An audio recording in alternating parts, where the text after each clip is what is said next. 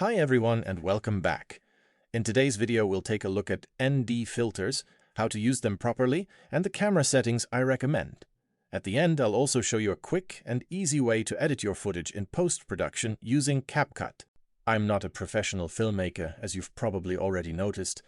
I'm still learning and always trying to improve. If this video helps you take your footage to the next level, I'll be really happy. And I honestly think ND filters are a real game changer. At least for me, they've made a huge difference in the quality of my footage. You can think of ND filters as sunglasses for your drone. They reduce the amount of light reaching the camera sensor, allowing you to use the proper shutter speed and achieve more natural, cinematic-looking footage. In the video, we'll also go through the correct camera settings to get the most out of your footage. When it comes to editing, I use CapCut. I know it has a lot of haters, but it works great for me. Ever since I started using the Pro version, it's saved me a lot of time. It offers features like auto color adjustment, color correction, image enhancement, and much more. I always use these three functions. Then I fine-tune the colors, video speed, and editing to match my own style. Okay, let's do this. Let's go over the settings.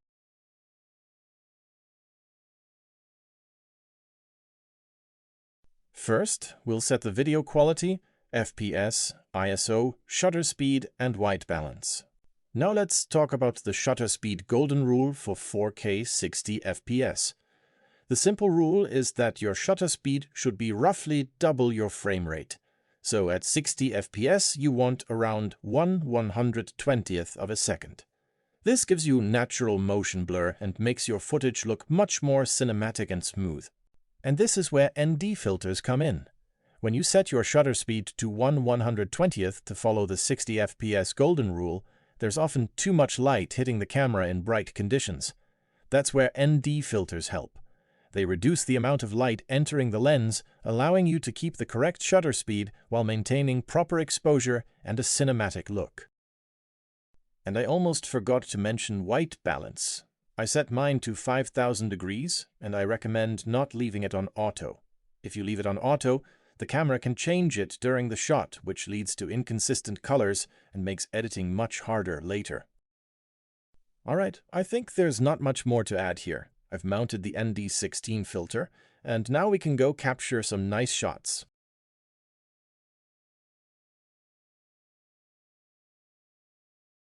Even now on the controller I can see it's much better with the ND filter. The image is clearer and I'm not getting blinded by the sunlight as much. If you enjoyed the video or found it helpful, I'd really appreciate a like, comment, or subscription.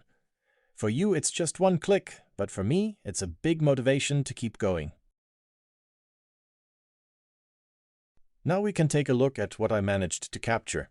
I'll add the edited footage with transitions and post-production done in CapCut. Those moments where the image looks flat and desaturated are the raw footage shot in D-Log-M mode.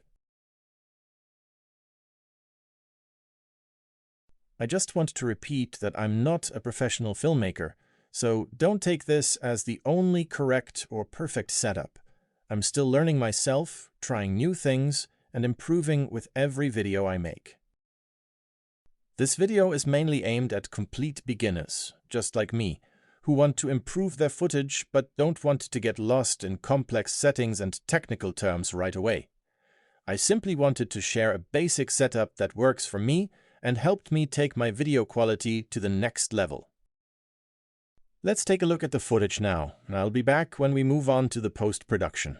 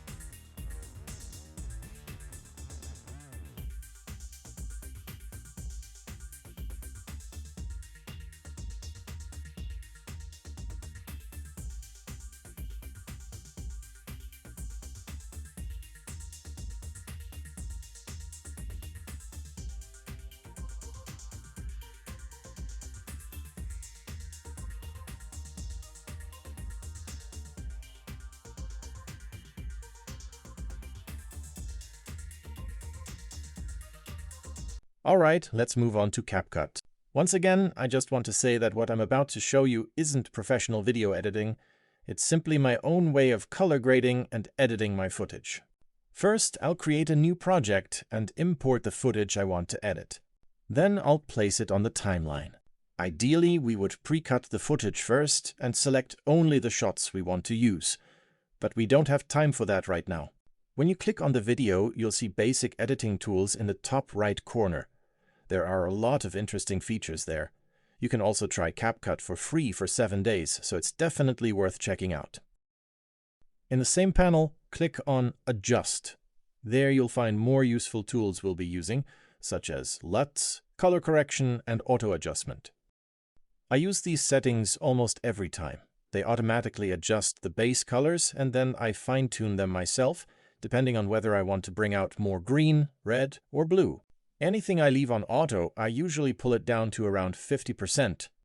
I'm not saying it's bad, but I still want to adjust the colors the way I prefer. It's definitely worth going through all the available tools and experimenting with them, like shadows, sharpness, saturation, and so on. In the same panel, you'll also find HSL, where you can adjust individual colors separately. Personally, I like working most with green and red. With green, I can bring out the colors of the forest and nature in general to make them look more vibrant. And red is a strong color. I like it when it's sharp and really stands out. Next, we'll take a look at curves, a great tool that lets you bring your colors to life even more and fine-tune them exactly how you want. And I just wanted to say at the end that this video actually took quite a lot of time and work to make, from filming to testing settings, all the way to editing and post-production. If you enjoyed the video or found it helpful, I would really appreciate a like, comment, or subscription. For you, it's just a small click, but for me, it's a big motivation to keep going and create more videos like this. And if you have any questions, feedback, or your own experience, feel free to leave it in the comments. I'd really like to read it, and we can learn from each other. I think that's everything from my side when it comes to color grading. This is basically my personal foundation that I always start from. After that, it's really just about experimenting, trying different settings, and finding your own style. And there are also plenty of great tutorials on YouTube if you want to learn even more. Thanks for watching the video till the end. See you in the next one.